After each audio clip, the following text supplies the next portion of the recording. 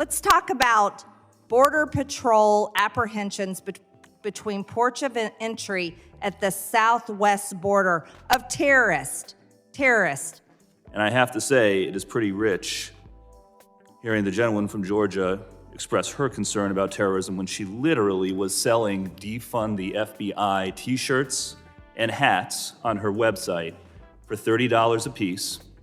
$30 for the shirts and another $30 for the hats. You don't get both for just the $30.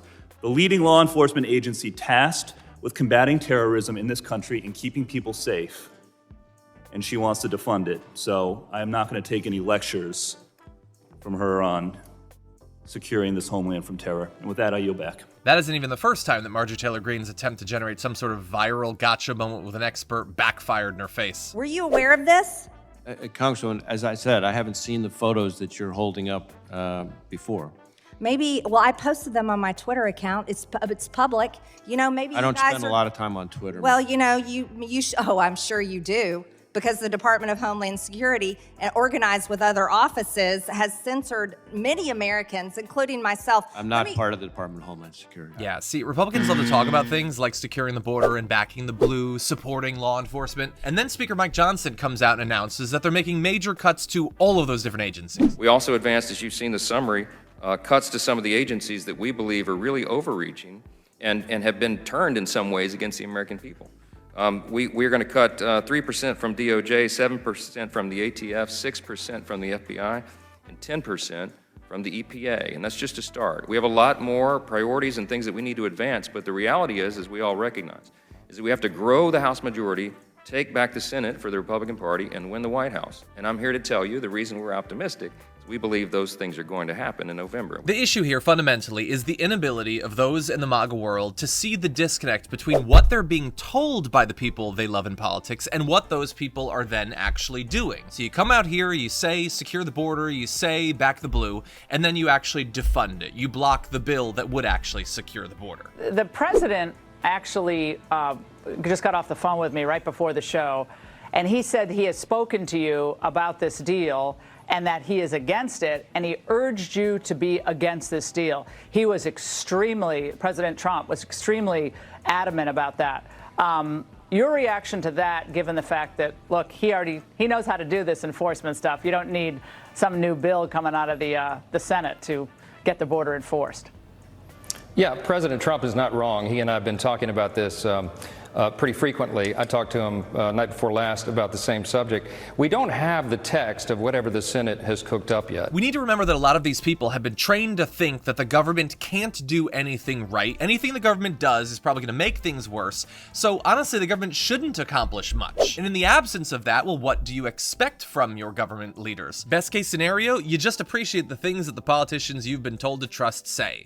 They're saying the right things about the people that you hate or fear, and that at the end of the day is enough, even if it doesn't match up with what they then do with the power that they've been given. And the thing about it that's so weird about Marjorie Greene is she's not even a Mike Johnson. She's not a Matt Gaetz. She's not a Tom Cotton. None of them are particularly bright bulbs, but they know at least enough to make it kind of sound good, while Marjorie Greene continually humiliates herself at hearings like in the clips you saw. Well, I posted them on my Twitter account. It's public. And it might lead to one wondering, well, then how is she in the position that she's in? If she is so incapable of putting two thoughts together, why is it that she remains in power? Why is it that she still has fans amongst the MAGA right? Well, partly, again, we can't discount the fact that the bar is buried so low that she can't help but trip across it. They don't expect good points. They're not interested in what the rebuttal is, and if they say something that doesn't make Marjorie Greene look good, they're almost certainly not going to see it in the first place, and so they're not actually expecting much out of Marjorie Greene. If she just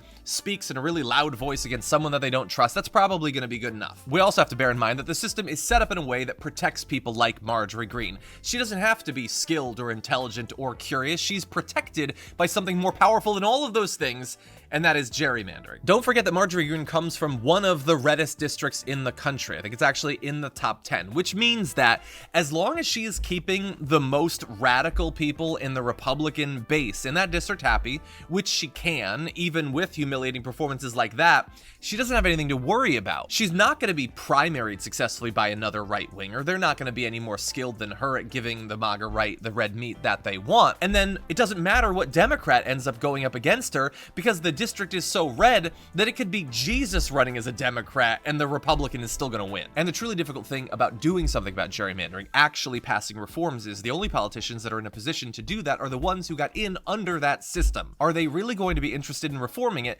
if that means that it's easier for people to challenge them?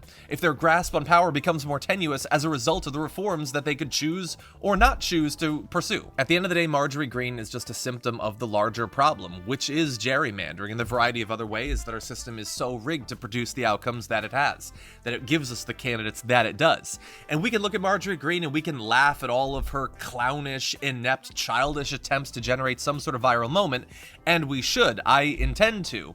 But we should bear in mind that until the system is changed, she's probably not going anywhere.